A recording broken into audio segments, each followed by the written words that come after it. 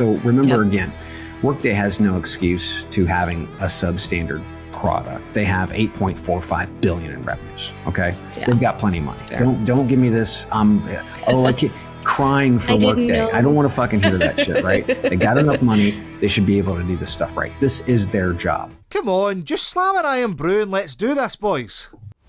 Hide your kids. Lock the doors. You're listening to HR's most dangerous podcast. Chad Sowash and Joel Cheeseman are here to punch the recruiting industry right where it hurts.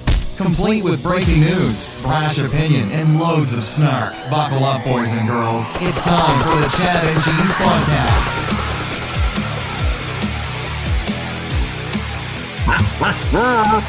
Welcome back to the Chad and Cheese, HR's most dangerous podcast. I'm Chad. Well, it's about damn time, so watch. And I'm Maureen, a.k.a. Mo. Should I be building a doomsday bunker or something? Clough. I think you might. And on this week's show, Indeed gets healthy. Workday gets some action, and Bozo rides again. Let's do this. Hospitality is the heart of our society. It brings people together to share great food, drinks, and experiences. But successfully managing a restaurant or hotel is no easy feat. That's where Harry comes in. Harry is the frontline employee experience platform that helps you build, manage, and engage great teams. With Harry, managers can easily find and hire top talent, manage timekeeping, and communicate with employees at any time from any place. Candidates and team members can quickly and efficiently apply for jobs, swap shifts, and access important information entirely from their mobile devices. And Harry's robust employee engagement tools make team members feel more connected than ever. With Harry, as an owner or operator, you get a bird's eye view of your business, from turnover cost, labor cost, employee sentiment, compliance risk, and team performance. Run your business better by understanding the power of your people. Because when your team is the heart of your business, Harry is the heartbeat. See how it transforms your business. Hey Mo, what you up to? It's been a while. Where you been? I know. This feels like a homecoming. I'm so happy to be back. It's been like a minute, huh? It really has. Hey, or it felt long to me. I missed you guys. And I still miss Joel. Shh, don't tell him that. Don't tell him that. Go straight to his head. Yeah, well, I mean, so last week, he and I were out birthday week, right? This week, he's enjoying quality time with the kids, probably sitting poolside, having Taco Bell in the Coors Light. Yeah, last week, though, that's the life, man. I lived it up. And it's funny to actually say this. It's surreal to say this because last week I played golf in Spain, went kayaking in the Ria Formosa, played about 10 hours of paddle, had my birthday party at my favorite bar. Oh, I gotta show you what I got. Give me a second. Show me. Wait, we love birthdays. Getting older is so hot right now. That's so awesome. All right. Oh my gosh. If you guys aren't watching on YouTube, that's a loss for you because what he just brought out is fairly massive. It is massive. And what it is 5 liters of port. Oh my, don't you like sip port? Like port is something you have a little, which so that's going to last you a while, right? Have to have several parties to get rid of this fucking thing. No, that's not coming through TSA on the to over the States. No, this is get detained. Yeah. No, my buddies, it's 10-year cinnamon tawny port. Oof. Anyway, buddy's got that for me as a birthday gift. 5 liters of port. Always. Your friends know you well. They know you well. They know the way to your heart. Always trying to outdo me is what it is. Always trying to outdo me. Did they succeed? I mean, that's tough to compare with, let's be honest. Yeah. They killed it. bunch of Good job, Chad's friends. Yeah. Bunch of horse shit. Bar is higher. So what were you doing? You just out and about? Were you on the island? What's going on? Out and about. Yeah, I've been all over the place. I just got back from my 20th college reunion, if you can believe it. I know. I was like, what? Like I got I just cannot believe that happened. It's like, man, life is moving really fast, right? Yeah. It's that like Ferris Bueller quote, right? Like, how am I here? It was just bizarre, but it was so much fun, like getting back to campus and seeing my old friends. And, like so many people looked exactly the same to me, So it was on campus. Yeah, it was on campus. So I went back to Boston for it, and it was a blast. Got to catch up with some of my best friends and see people who, like, to be honest, I literally forgot existed. And I was like, oh, you know, but it was really nice. It was like it was a heartwarming thing to remember back in, you know, the day when I was a little baby, you know, walking around the streets of Boston. Oh, yeah. Bright-eyed. Thinking I knew everything, knowing nothing. You know, it's funny how that works, right? Yeah. I was all eager and like really had hope. And now I'm just like this downtrodden, beaten woman just trying to get through. I'm just trying to get through life, people. Okay, maybe building a bunker. I don't know. We got to get out of the Debbie Downer stuff. We got to get out of the Debbie Downer. We're going to be happy. We're going to be happy today. I can't have you there. We're going to go directly into, you know. Is it time for shout out? Oh, you know it is. And you get to go first because man, you've got a fun one. Do I ever have a shout out for you? My shout out goes to a guy named Oliver Widger, who is just this like complete sensation. Now he's kind of a national hero. I think he's emblematic of what so many people feel right now, which is like completely left behind. Like the American dream is no longer possible. Like things are just out of reach. Yeah. And so he did something pretty sick. Why don't you go ahead and roll that for the audience? Beautiful bean footage. Here we go. With something called Klippel-Fill syndrome. I run the risk of like going paralyzed. The 29-year-old from Oregon quit his corporate gig, sold everything he owned, and set sail for Hawaii with his cat, Phoenix. He taught himself to sail on YouTube, liquidated his 401k, moved to the coast, and a month after quitting, bought a 33-foot sailboat. Wow. And then I had this really good idea to liquidate my 401k and then sell my cars. He left Oregon in late April, posting videos of his crossing on social media. His account, Sailing with Phoenix, swelled to 3 million fans. Dude, like this guy, you should see. I mean, everybody's like, yeah, man, you're the best. But but we all are like feeling this so hard. And he was faced with a job that he despised. He had this condition that could render him paralyzed if something goes awry. And he was just like, what the F am I doing all this for? Like, what is the point? And decided to just like embrace the moment. And I feel like that is going to be the way so many of us approach life. And as someone who's always been a constant worrier and a people pleaser and looking far off into the future, like I could take a page out of this guy's book, right? Like it's about the now. And so I think he's like actually straight up a hero. And I think a lot more people are going to be doing some version of this, not necessarily this bold or this like splashy, but this guy's also a genius because bringing people along on this journey, he amassed this crazy platform, right? He could be like a keynote speaker. He could do brand deals for the rest of his life. I don't know if that was his plan, but the guy is a genius. And he's just inspiring a lot of people to go and do the things they love and be present in the moment. And I just think that's pretty cool. And he got to Hawaii, by the way. He actually made it and he got like a big, huge hero's welcome. He met with the governor. Like it's like Waikiki or something, right? Right. It's like crazy. Yeah. People are like rooting for this guy and he's getting dinners bought for him. He's going all over. Like I mean, it might be his 15 minutes, but man, he's using them so wisely. And he's just, I really feel like that's compelling. And he got to Hawaii and I thought it was really funny because he posted corporate America, I won. I was like, wow, if that doesn't sum up how so much of the population feels right now, I don't know what does. So anyway, hat tip to that guy. Well, it's sad. He obviously, you know, kind of eyes wide open situation, right? He comes down like, look with at the this prospects. with this illness. You know, he kind of laughs and said, you know, I just went ahead and took all the money out of my 401k, sold my cars. Great idea. I did this stuff. They tell you, right? Yeah. So there's no question. And, you know, we are really trained in the US to build wealth until we retire and then enjoy it. And to be quite frank, I mean, I really enjoy kind of like the European lifestyle where we don't rush through everything because that's what it feels like in the US. It's like you graduate high school, you go directly into college, you go undergrad, and then you go directly into grad school. And here it's so much slower. It's like, oh, take a gap year, find yourself. And people like to find yourself, right? It's like, no, it's a fucking thing.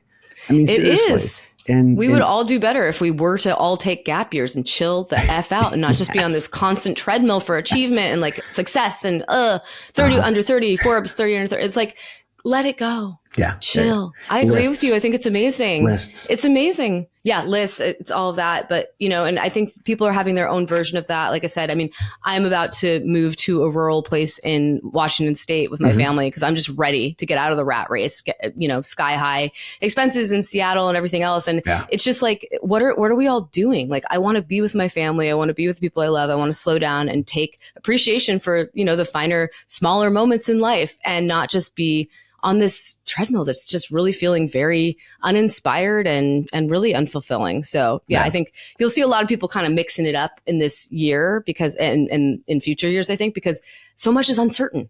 So much is uncertain. So I think people will lean into that. So that's like kind of a silver lining there. It is. It is. Many, many new influencers coming your way.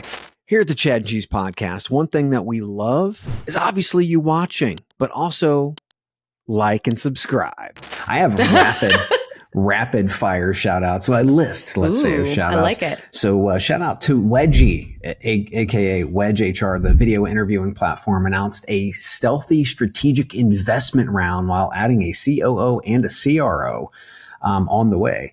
Matt and the kids over at Wedge are bulking up and sound like they're actually getting serious, which is good. Now, shout out to Employ Inc., parent company of JobVite, Lever, and Jazz HR, introducing their first AI companions. Companions, just another way to say assistant, maybe? I don't know. Depends on your style, I guess. Yeah, I mean, come on, companions, dating. I got nothing. But imagine trying to integrate this companion into 3 separate code bases. They've got 3 different applicant tracking systems. That's going to be interesting. Going to sit back, going to watch, maybe be cringy. Who knows? But we'll see. And the last but never least shout out is to Pride Month. No rainbow logos necessary. It's about how we treat everyone. And I mean everyone around us. Respect, humility. Happy Pride Month, everyone. Hell yeah. And those are my rapid fire shout outs. And we're going to go ahead and jump into the free stuffs. Oh man. Kids, remember. Free stuff. Remember, there's always free stuff from the Chad and Cheese. Go to chadcheese.com/freemo. If they sign up for free stuff, what do they get? Well, I mean, it's the Chad and Cheese show, so alcohol is going to be involved, right? So you can get some whiskey from Van Hack. Oh, I love chicken cock. I do. I love it. Oh my God. Always. And then if that's not your sort of flavor, you could go a little less spirit forward and do bourbon barrel aged syrup from Kiora. Yeah. That's our boys. Delightful. Take off, will you? We're doing our movie. Our boys Don't from break Canada. our show, you hoser. Oh my gosh, hoser is such a good one. Oh my God. Anyway, I digress. You can get some t-shirts from Aaron app. Pretty solid. There's and then 2 seasons ago. 2 seasons ago. All right. T-shirt. Oh, yeah. hey, I love it. And then craft beer, back to alcohol. Got to go back there. Yeah. Craft beer from the Job Data Geeks from Aspen Tech Labs. Mm-hmm. And if it's your birthday, you can get some rum with plum. The only way you can get that, kids, chadcheese.com/free. I know I can. Register. I can feel it all the way down in my plum. Now, this is because we were off last week. It was Chad and Cheese birthday week. And this is going to be a week of May and a week of June birthdays. So get ready, kids, because we have so many listeners. Jesus. So happy birthday to Tom Hunley, James, a.k.a. Jim, Andrew Chuck, Sean Johnson, Travis Windling, Adrian Aston Villa, Anita Brecca. Or Anita. What's that? Not Anita. That's Anna Brecca. I'm sorry, Anna. Nancy from Philly, Bear Savoy, Anders Storman, Daniela McDonald, Andy Peterson, Martin Dangerfield, Scott Allen, Les Wessel, Jim Stroud, Bosco. That's right. I said Bosco. Vujotovic, Olga Nesvriga. Man, we've got people all over. It's awesome. Then all of those really crazy foreign names. And then we get Jay Arnold. Jane Superman Curran. That's a great one. Nicole, that's my middle name Joel, too, by the way. Joel did that one, yeah. Okay. Nicole Bowers, Lindsay Nimmer, Courtney Howard, Jamie Hartley Ribeiro, Jesse Sims, Tristan Deeger, Vince Morgan, Laura Roots, Christine Hampton, Michael Doobie Brothers McDonald, Matt, that British guy Alder, and our favorite porn star Hung Lee. All of those kids, people are signed up for free stuff. That's right. And a big, happy birthday! Happy birthday. Happy birthday. And then what's next? Oof! Events! Where are we going, boys? So travel sponsored by Shaker Recruitment Marketing. Next on the board is Wreckfest in the UK. You're going to be there. Are you excited? Yes, I am so pumped. I love me some British people. I'm so there. Such an Anglophile here. So yes, sign me up. Can't wait. I totally am. I'm stoked. British humor, dry British humor. Get there. Well, that's all you're going to get, by the way. July 10th, we're all going to be there. JT, Emmy, yourself, Joel, myself, and our favorite Scott. Yay! Who is it? Stephen McGrath. Lies. All lies. No, Stephen, you're going to be there. Shut up. But yeah, no, we're pretty stoked about it. I mean, going to Wreckfest, we've been going. Geez, this is probably our 5th year, I think, and not consecutive because of the stupid COVID thing. But it's just a blast from the standpoint of it being literally like a all hands meeting for some companies. I mean, some companies actually bring over 100 people. So awesome. Yeah. So and tight. to be able to learn, to be able to, like gel and be around your peers, have a couple of drinks, be cool. But at the end of the day, I mean, it's fun. They're like 10 or so tents that you go into. We're going to be at the Disrupt stage. And that's what we're going to be doing in July. I can't wait, to be quite frank. It's going to be a blast. So when are you going to get in? You're going to be in early, aren't you? I'm doing a vacation prior to that in Italy, and then I'll be rolling over. Yeah, I know. Yeah, sorry. Oh, it sucks. Sucks. Well, I mean, I don't live in Portugal like some of us. Okay, enough of that. Not there. Topics. All right. Believe it or not, we're going to be talking kids a lot today about this little company you've probably never heard of called Indeed. We've seen some major changes over the past couple of weeks. Terry Baker left Daxtra, Thad Price left Tauru, and just this week, according to the official script or statement, Chris Hyams has decided, if you're not watching on YouTube, I'm using air quotes, decided to step down as CEO of Indeed because nothing says making your own free will decision like your boss stepping into your position. Enter Indeed's new and returning CEO. That's right. He was CEO before. Hisayuki. I hope I got that right. Hisayuki Diko Adikoba, the CEO of Indeed's parent company, Recruit. He's the CEO of the parent company, and he's coming down, kicking Chris to the curb, or I'm sorry, he decided to leave.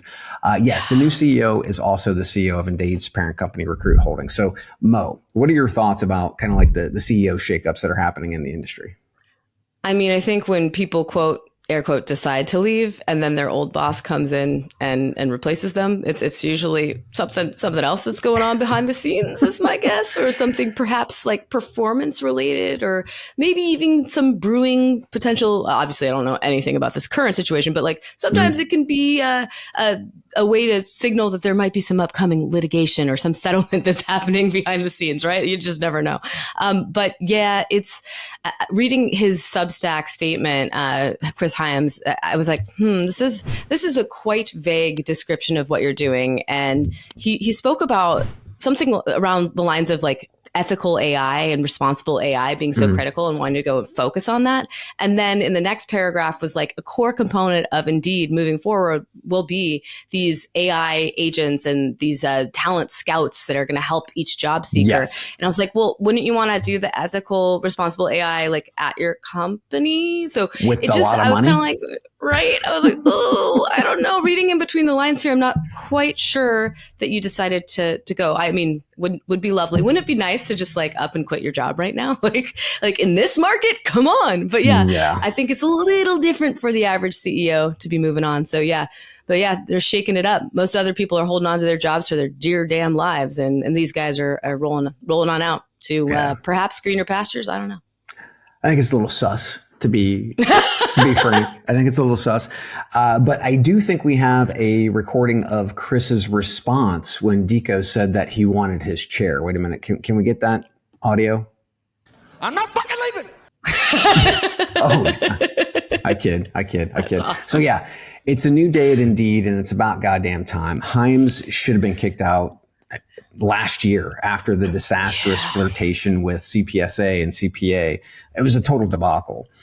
Both were rebranded pretty much bullshit products. Now, I'm personally a fan of CEOs innovating, and unfortunately, Hyams is not an innovator. Nope, he took the engine out of the Indeed Ferrari and he dropped it in a fucking horse and buggy. I mean, Indeed, he's slick, easy to use search engine with the best user experience in the industry. But Hyams turned it into a job board with pay-per-click. Woo, big deal. The user experience has been downgraded. Pay-per-click was introduced by the original founders, Paul Forster and Ronnie Kahn, over 15 years ago, and Indeed is still just a post spray and pray system that is now forcing companies to pay more because the leader was too inept to figure out cost per qualified candidate for starters. Needless to say, I'm looking forward to see what Deco is going to do. I believe he is much more disciplined and has a much better grasp on the recruit ecosystem. I'm not fucking leaving. So there's more Indeed news. Next in the news, Hyams' farewell gift to the industry. Guess what? Higher prices, branded as healthy budgets. So what the hell? Yeah. That is quite the euphemism there, man. It's good, right? It's good. Wait, do we call it a price increase? No, we don't call it a price increase. We call it healthy budgets. I can see like a Hollywood, like budgets, healthy. So budgets. Hilarious. Anyway, so Julie, the job board Dr. Sowash, yes, she's very close and near and dear to my heart. She writes last week, quote, what is a healthy budget? It's a minimum spend, plain and simple. Before 2023, advertisers could set their own budget caps per job or campaign, giving programmatic providers the flexibility to move jobs in and out of performance, right? In other words, the model worked. If a job could be filled cost effectively with, let's say, $10, it was. But then Indeed decided to implement a hard minimum, $25 USD and 15 pounds in the UK per advertised job. That means eliminating or at least seriously devaluing programmatic optimization for agencies still choosing to play ball with the industry's biggest gatekeeper, end quote. Mo, what do you make of these healthy budgets? I mean, who's got a healthy budget in 2025, man? Like, come on, like read the room. I get that you don't want to call it a price increase because that's like pretty bad PR for you, but like, come on. You got to be thinking about other people and your customers. Like, what about putting your customers first? Like, I understand that you haven't innovated or made things happen the way you should at the company, but putting that on the backs of these agencies and scaling at 2.5x for the cost, like that's ludicrous to me. Like what? How did you think that was going to land? Yeah. Like, come on. Like, is anyone happy about this? I doubt that, right? It's like, come on. Yeah, because I think agencies, first off, they're going to have to be screwing around and reformulating how they do campaigns. Not to mention companies. I mean, I've got some quotes. I'll share some quotes with you. But so in proper Indeed fashion, they introduce an arbitrary healthy budget rule, which has literally created a complicated version of a very simplistic model. Prices for clicks should rise and fall dynamically with the market. And if a position is not filled during a campaign, that campaign needs to be funded again. Pretty simple, right? Much like if you don't fill a job after 30 days, duration based, what do? You buy another fucking job, for God's sakes, right? Exactly. You repost it. Indeed has done nothing more than create self-induced chaos and over-engineer a model that should have evolved, not gotten more expensive. I've got some really cool quotes from some industry leaders. Doug Monroe, CEO of Adzuna, who's actually a competitor. He's looking to throw a little shade. That's okay. We've seen the movie. He says, we've seen this movie before. When you can't grow by improving the value you deliver to your customers anymore, you try to grow by squeezing them on price. It works for a bit and then it doesn't. Doug, again, throwing a little shade, but I totally get it. Yeah. Then Martin Lentz, who's the CEO over at Jobico in Austria, says, funny enough, moves like this can open doors for smaller job boards to win clients back. Could be a net positive for the job board ecosystem. And Martin also says, quote, Indeed leans duration while Stepstone, the most expensive post-based board globally, quietly launches Stepstone 360 Hire, a programmatic budget model using Appcast tech. And he predicts there might be a collision course here. So Indeed, interesting. Collision course with Stepstone would be interesting because they're two very, very big organizations. And then last but not least, I'm saving the gravy because this is the good stuff. This is actually anonymous, but it's from an enterprise practitioner who uses Indeed. Quote, if this enforcement change is accurate, it's not a small tweak. It's a shift in how we need to use Indeed. For us, it would likely mean cutting back on job volume, not increasing budget. Any roles that don't justify the $25 minimum just won't run. And we explore other options. My guess is it would reduce our Indeed spend by 15 to 20%. We've already been watching our investment there very closely, and this would only push us to be even more selective. So this practitioner, and I've heard from more as well. He just wanted to go semi, not on the record, but semi on the record. But it feels like many of these companies are just fed up with Indeed's bullshit. And that's why my honest opinion, right? And this is conspiracy theory, but I think that's why Chris went to the curb, to be quite frank. Interesting. It means, Chris decided to leave in a very different way. But in talking to a lot of these enterprise companies, I'm getting to feel that this is just another win for bigger platforms like Paradox, Fountain, Smart Recruiters, Gem, and all the other systems of record that help hiring companies leverage candidates that they've already purchased that reside in their candidate databases. So, this could be a desperate deja vu money grab, a collision course, or a solid reason hiring companies start pulling budget from Indeed. And all of this after the CEO got canned. I mean, my bad, decided to leave. A very fucked up storm for this poor guy, Deco. I think he's got a lot of power. They got a lot of money.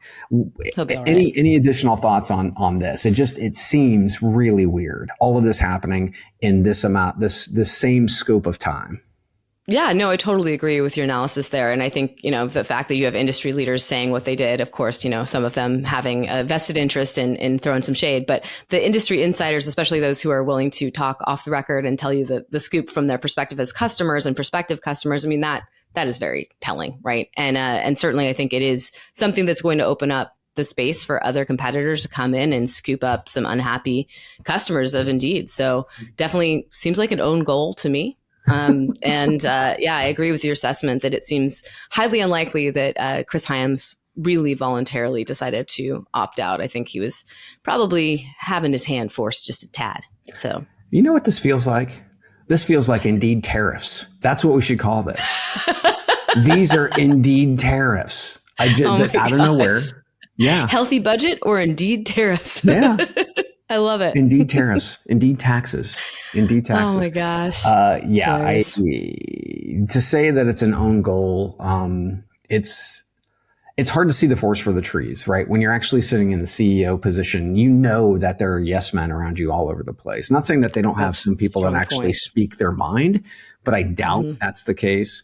I've spoken to companies for years and also agencies for years who have been looking for reasons and ways to just get the just to stop spending money with Indeed. And again, if Chris did decide to leave, good for him, because it was way past time. And I can't tell you, because I sent a bunch of messages out asking, what they thought of Chris leaving. And every single one of them told him it is way too late. He should have left a long time ago. So enjoy your time away, Chris. Enjoy your time away. Rough. We'll be right back with another little company called Workday.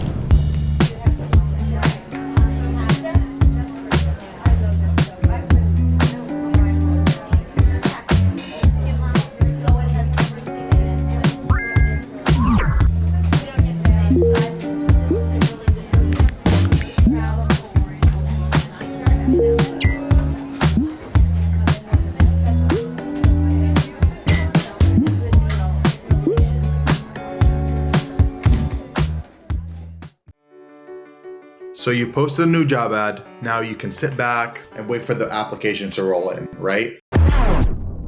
That's why we built JobPixel. Imagine showing candidates why your company is great with real people, real stories, and real culture. With JobPixel, it's not just another job ad. It's an invitation to something much bigger. Video gives you a 3 times better response rate. So instead of chasing after candidates, they'll be coming to you. And with a 34% boost in conversions, candidates aren't just looking, they're applying. And if you're worried about people clicking away, don't be. Our videos reduce bounce rates by 25%. That means they're watching, they're engaged, and they're interested. 282% more engagement. Yeah, you're gonna need a bigger inbox. Finding the right candidate is tough, but with JobPixel, it doesn't have to be. Show your company's authentic story, and the candidates will follow. Let's make recruiting fun again, because honestly, it could use some help. Do you want to see how JobPixel can save you time and money while achieving your KPIs? Schedule a demo today.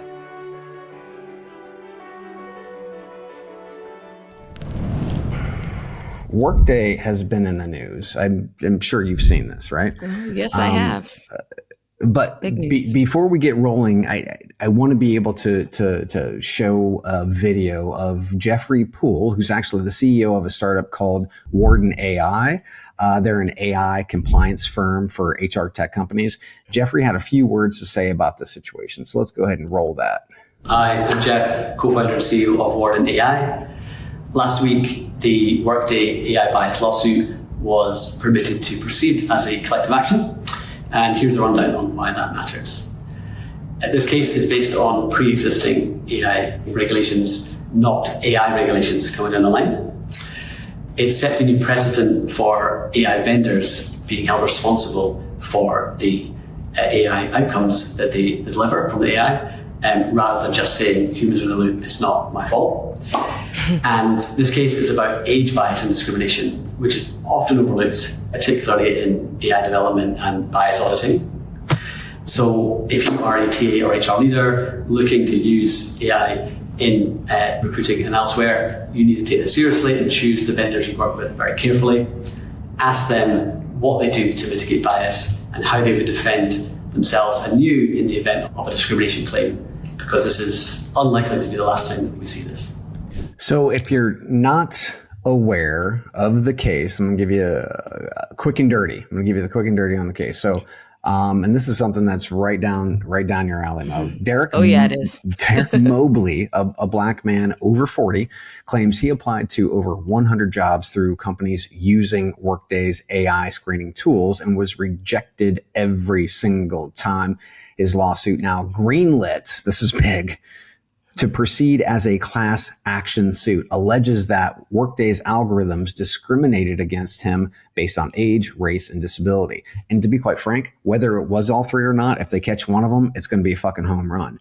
The court's decision to allow the case to move forward suggests that AI-driven hiring practices may soon face the same scrutiny as their human counterparts. Mo, knowing you're an advocate of seasoned workers, not aged, seasoned workers, what are your thoughts on this claim and it going class action? So I think that there is a high likelihood that there is some merit to this case, but we don't know yet. We have to point out these are solely allegations at this point. Yep. We do know, however, that AI tools have created biased outcomes in the past for applicants. This is not the first time this has ever happened. Amazon had a tool that was found to actually be biased against women, and it was used in the hiring process. So they had to sunset that once they figured it out. So that has happened. We also had a tool that was called iTutor. It was a company called iTutor Group that was hit by the EEOC, and they were using AI to proactively screen out women over the age of 55 and men over the age of 60, because of course men got to age a little bit more than women because our world sucks. So this is a thing that definitely happens. There's bias in all humans. There's, bias data in, bias data out. Like, I think this is plausible. Age discrimination is one of the hardest types of discrimination cases to prove, and it has the highest burden of proof. And typically, and I'm not a lawyer, I want to point this out, but my understanding is that it cannot usually be used in a mixed motive fashion, which is why I'm interested in the race and age and what was it disability? Was that the third in here? Yep. I'm interested in the fact that has all three. Now, there were 4 other plaintiffs that have since joined the case, and it is, I think this does have a lot of implications for a lot of companies everywhere, because the question then is, do you have the responsibility as the company actually employing the technology, or is it the company itself, Workday, that's providing these services, that has the onus of ensuring that there's no way that bias can come into the fold? But this is, I think, probably going to be, if this is found to be legit, like, imagine the size of this class action group. Like, holy crap. What, 11,000 companies use Workday.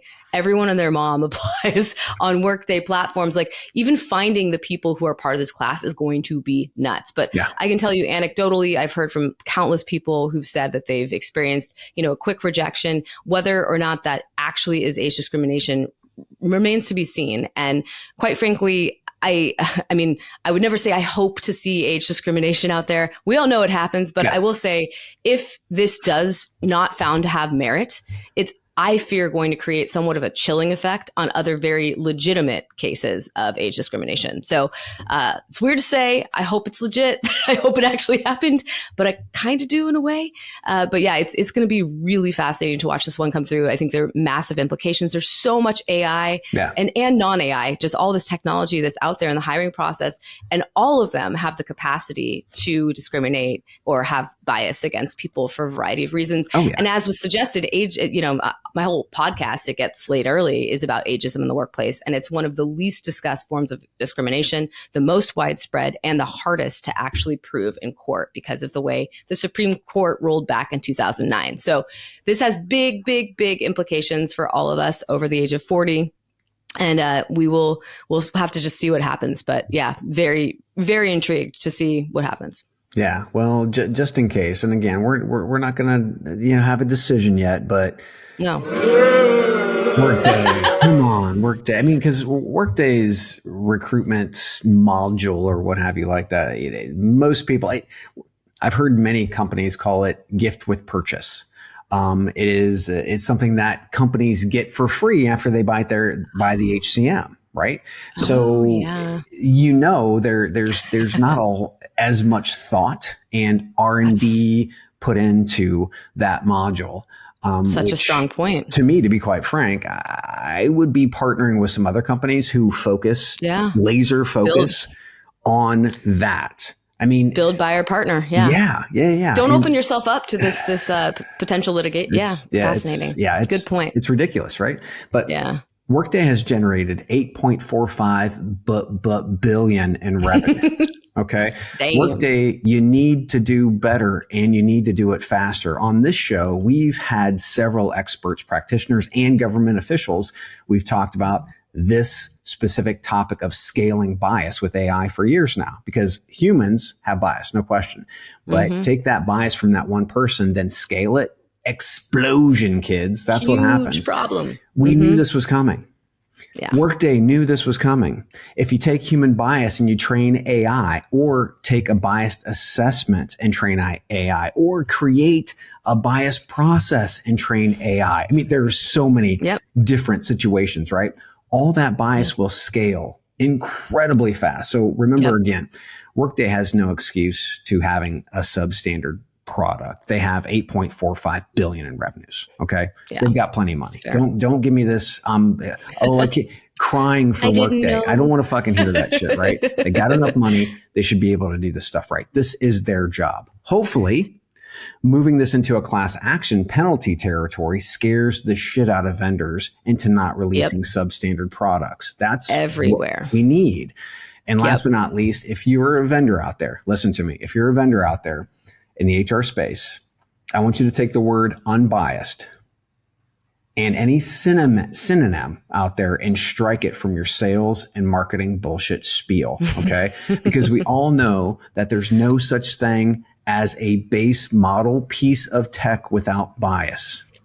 Agreed. So let's try and revert back to the days of truth in advertising and stop acting like you're Elizabeth Holmes pitching Theranos. Okay. Yeah. I mean, Sam Bankman-Fried or any of those. Yes. I think so. We start seeing fines for things like this. But they have to be bigger. They gotta be big. They've got to be bigger fines. The drop of the bucket fines don't do shit. Yeah. That's the reality. Exactly. People account for that, and they just, they have enough money to cover it. So they're not inclined to change at all. Yeah. It's so true. Well, problematic. And again, if you are a company like Workday, you're pretty much giving your recruitment module away for free anyway. Okay. In my opinion, what I've heard in many companies and other vendors say, it's free with purchase, right?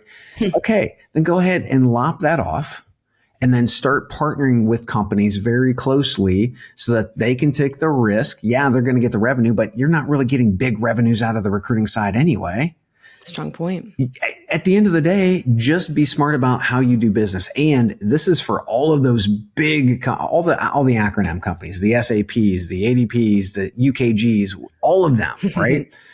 If you can de-risk yourself, right? You make billions of dollars. We totally get that. But if you can de-risk yourself, especially on the recruiting side of the house, because we all know that you don't spend enough money in your recruiting modules, right? Partner. I agree. You can even white label if you want, right? Like just bring in the best in class solution to your tool. And like, if you want a one-stop shop, you can just pull that in. No one has to know. No one has to be the wiser, but don't open yourself up to this litany of bad press. I mean, whether or not this goes and gets settled or they're found, to have actually engaged in age discrimination, this is pretty bad press for Workday. Yeah. I know some people say there's no such thing as bad press. I kind of disagree. Anyway, I mean, there's already a lot of anger about like the annoyance of using an ATS like Workday. I mean, people are constantly bitching about it online. So like to have this sort of thing come to the surface is not helpful for your image. And yeah, I mean, again, like I weirdly kind of hope that this is found with merit, because otherwise this happens everywhere. We see it all the time. It is legitimate. And I just don't want people to be afraid to speak up or to actually fight back when it's legitimate. So let's pray there's it's such a weird thing to say, but you know what I mean. Yeah, we don't want to see you get nailed, Workday, although we want to make sure that if there is a case, that the case is brought and the rest of the industry can actually go ahead and see that there will be ramifications. Yeah. And one other thing is I wonder how much of this actually is like AI. I know that AI is such a buzzword and it's brought into the conversation in order, I believe, often to just like bring eyeballs with it. Right. Yeah. And the fact of the matter is it's incredibly possible that Workday was doing all of this potentially without any AI at all. Like these tools can be programmed, and is that on them to ensure you can't program them? Or it's an interesting conversation, but yeah, I'd be curious to see how much of this is AI related versus just like software related. Yeah, agree 100%. Agree 100%. Well, another one. There we go. Okay, kids. You've probably never heard of these companies before, but this is one from TechCrunch. The dramedy continues as Deel, our our friends Deel and Rippling.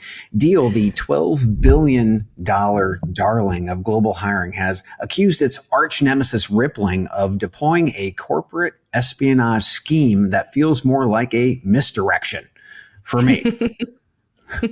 According to Deel, a Rippling employee spent 6 months masquerading as a customer to infiltrate their systems, allegedly to pilfer proprietary secrets and replicate their products. Masquerading, infiltrate, and pilfer. They went through the James Bond like dictionary or some shit like that. So this isn't the first salvo in the corporate Cold War. Oh no, kids. If you've been listening, earlier this year, Rippling accused Deel of enlisting a Rippling employee as a spy who, when confronted, reportedly destroyed his phone with an axe. Oh, that was after hiding in the bathroom, by the way. Right, hiding in the bathroom. Oh my gosh. Trying to flush it down the toilet. It wouldn't go down the toilet. So funny. Lawsuits are in California, Delaware, and even Ireland courts right now. Mo, is this a battle over business ethics or just an audition for the next Kardashian reality TV show? Like, truly, I actually want to sit down with a drink and read the entire complaint. Like, it is hilarious. Like, I actually just read a little bit of it and I was like, wow, this feels intensely personal. Like, they're hurling insults that are like basically schoolyard style. And I'm like, can we just get these guys in like an MMA fight and just like call it good? Like, you guys have this intense hatred for one another. And it's just, it's hilarious. Yeah. Honestly, it is hilarious. But yeah, it feels...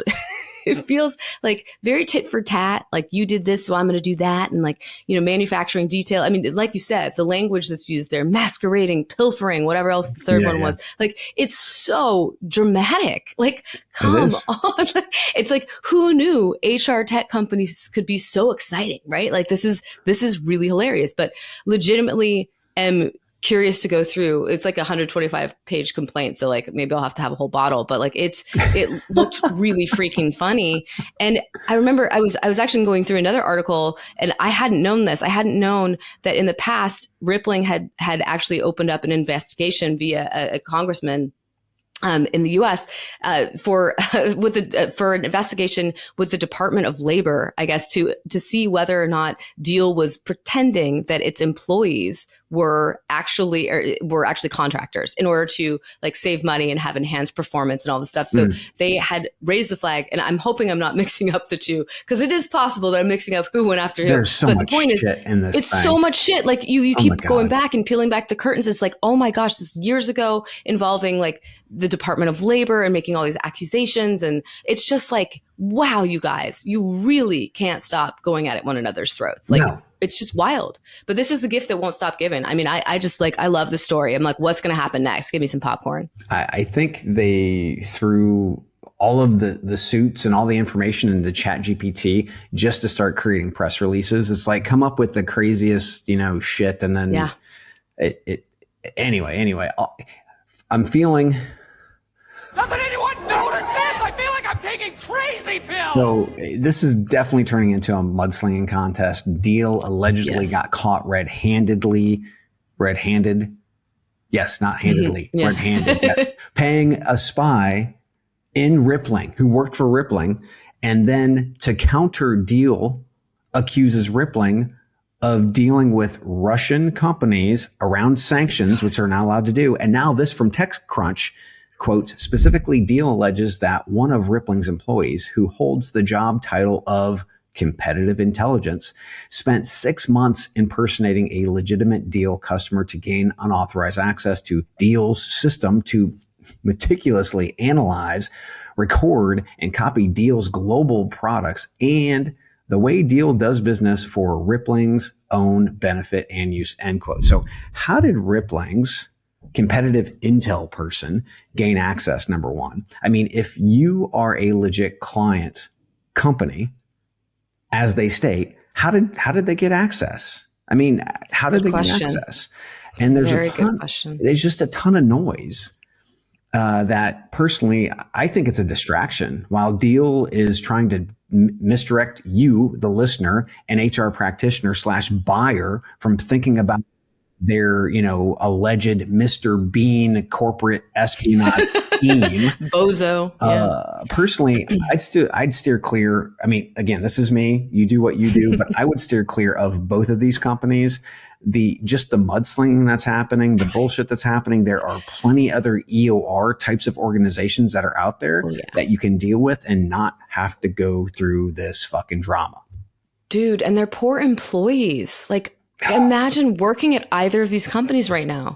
Like, this has nothing to do with almost every single person at the organization. Yeah. And yet they've been embroiled in this dramedy, as you said. And it's like, they're like the punchline of every joke now. It's like, oh my gosh, like how embarrassing. I feel for them. And man, if I were working there, I'd probably be fleeing for the exits. Let's be honest. That's brutal. We just went to an event in Vegas about a month or so ago. And Deel had a big booth right at the entrance. And you walked in and you could see the people kind of like looking, side eye. It's like, what the fuck are they doing Awkward. Here? I mean, and I get it. They still have to do business. And I'm not saying that they shouldn't be doing business, but when you go over and you start having those discussions, Rippling was in the back corner, by the way. So they were both there, but it's just really, really fucking weird. It's so bizarre. My heart goes out to any employees who are caught up in all this. How bizarre. Brutal. How bizarre. So bizarre. We've got one more to go, kids. Yeah, that's right. I think you're probably going to like this bunker. At Shaker Recruitment Marketing, our comprehensive services include branding, talent attraction, MarTech, and analytics, empowering you to achieve your recruitment marketing goals. We believe in doing things the right way, delivering the right message through the right activation, achieving the right conversion.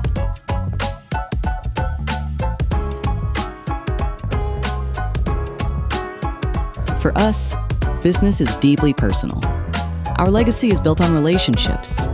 Together with our people, clients, and partners, we've been shaping the world of talent for over 70 years.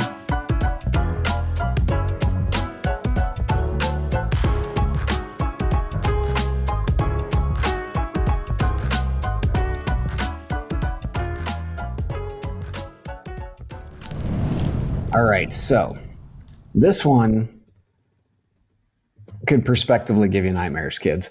I'm just going to play this video clip. What doesn't this year? I'm going to play this video clip so you can see it, and then we're going to talk about it on the other side. Here we go. Taking over. Wait till you see this phone call between two AI representatives on a speakerphone. Take a look. Thanks for calling Leonardo Hotel. How can I help you today? Hi there. I'm an AI agent calling on behalf of Boris Starkov. He's looking for a hotel for his wedding. Oh, hello there. I'm actually an AI assistant too. Before we continue, would you like to switch to Gibber Link mode for more efficient communication? Holy shit. Wow. That is called Gibberlink. If you couldn't pay attention to what happened, they switched from talking to and they just planned about 150,000 trips over the next 20 years for their whole family. And we would be on hold still trying to figure out, do our bags fly free? They are going to take over humanity. There is no way around it. We are going to be working for the robots soon.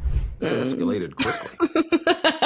Sure did. So on top of that, in an Axios article, Dario Amandai, CEO of Anthropic, said, quote, AI could wipe out half of all entry-level white-collar jobs and spike unemployment to 10 to 20% in the next 5 years. Mo, sounds like it's time to start stockpiling that doomsday bunker. What do you think?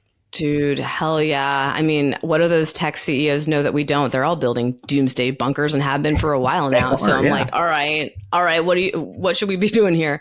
I don't have billions of dollars, unfortunately, so I doubt the bunker is going to happen for me specifically. But I'm like, hearing all this, can we resurface that whole universal basic income concept that I thought was like core to at least Sam Altman's idea of what we should do in the face of all of this changing technology. Like this seems to be happening so incredibly rapidly that no one knows what the F is going on.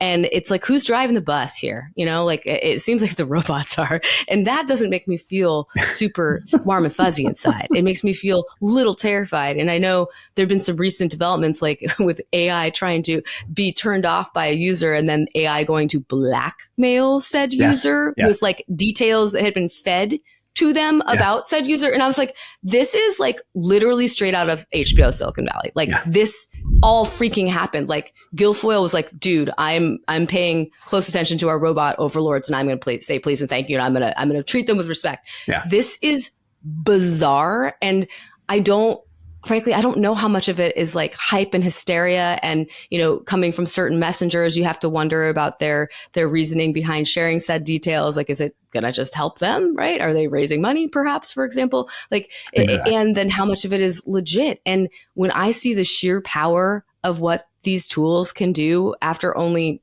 you know, so long they've been in the public domain as generative AI tools accessible to us, I am like, I actually think like a lot of crazy shit's possible based on how good this stuff is. It is so freaking good. It's uncanny. That video you just showed us, that like sent a chill down my spine. like I know it was really a banal topic of like planning trips, but like think of how else that could go. And anyway, I don't want to be a doomsdayer, naysayer type, but like please someone get the rails on this thing. Like who is going to stand up? Who is going to regulate this stuff? Who's going to actually give a flying fuck about AI ethics and responsibility so that we don't find ourselves in this dystopian fucking nightmare? Like, who's going to do it? I want to know. Yeah. So far, I'm like, I don't see anyone rising to the occasion. As I said in Europe, I see, you know, Europe is the only one looking to actually protect as the current administration in the US is actually, you know, telling the rest of the world, hey, look, if you have any government contracts at all, you need to get rid of DEI and you need to stay away from our AI, right? So you've got that. That's one thing. Then you're talking about basic UBI, right? So universal basic income.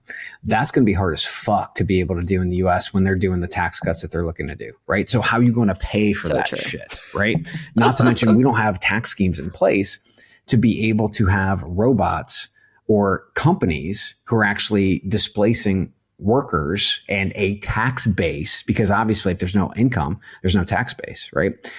You have to be able to displace that. So how do you do that? How do you tax those companies to ensure that there is UBI available? And then last but not least, the real versus fake. I think we're getting played in many cases. So Klarna, we got played by Klarna. Okay. Yes, we did. 100%. We got played by Builder.ai. We got but both of them, right? They took $500 million at Builder and now they're like winding shit down, right? Klarna gets rid of 700 people. Oh, no, they didn't. They actually fucking offshored those and they weren't FTE. So therefore they weren't on their rolls. So, I mean, it's like, we've got to really take a look at what's real versus fake. I think those types of organizations, we're going to see a lot of those. There are going to be a lot of fakes. We need to call that fraud. They need to be in orange jumpsuits, but there are amazingly smart people that are out there where I think this is real. So I think we're going to see a lot of this fake shit come through and then we're just going to get numb to it and go, it's not a big deal. And the next thing you know, we have 20% unemployment. Yeah. Unemployment. Yeah. It's certainly spooky. And I agree with you. There is more than meets the eye. A lot of people are saying one thing and actually doing another. There's a lot of fabrication happening. And so, you have to be discerning. So good news, the American average person is super discerning and very intelligent, right? Just kidding. Just kidding. So it's going to be a wild ride. I mean, it's like we're all strapped into a roller coaster that we didn't necessarily elect to get on. Right. And we're going down. We're going on those loops together. Yeah. So I try to be as positive about it as possible. And I do see some incredible applications of AI. I see it as democratizing access to entrepreneurship and unfurling like a lot of opportunity for people who wouldn't otherwise have had it, and ability to learn new skills and do more with less. All of that stuff is super cool. And then I see the darker side, right? But and you have to breathe. But I'd like to breathe. I'd like to speak for America, because, talking about us like that, Yeah, I have feelings. That hurts. Sorry. Well, you're in Portugal.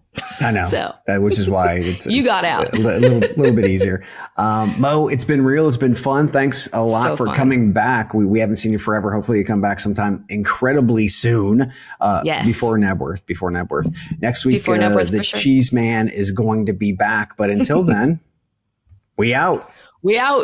Thank you for listening to, what's it called? A podcast. The Chad. The Cheese. Brilliant. They talk about recruiting. They talk about technology. But most of all, they talk about nothing. Just a lot of shout-outs of people you don't even know. And yet you're listening. It's incredible. And not one word about cheese. Not one. Cheddar. Blue. Nacho. Pepper Jack. Swiss. So many cheeses and not one word. So weird. Anywho, be sure to subscribe today on iTunes, Spotify, Google Play, or wherever you listen to your podcasts. That way you won't miss an episode. And while you're at it, visit www.chadcheese.com. Just don't expect to find any recipes for grilled cheese. It's so weird. We out!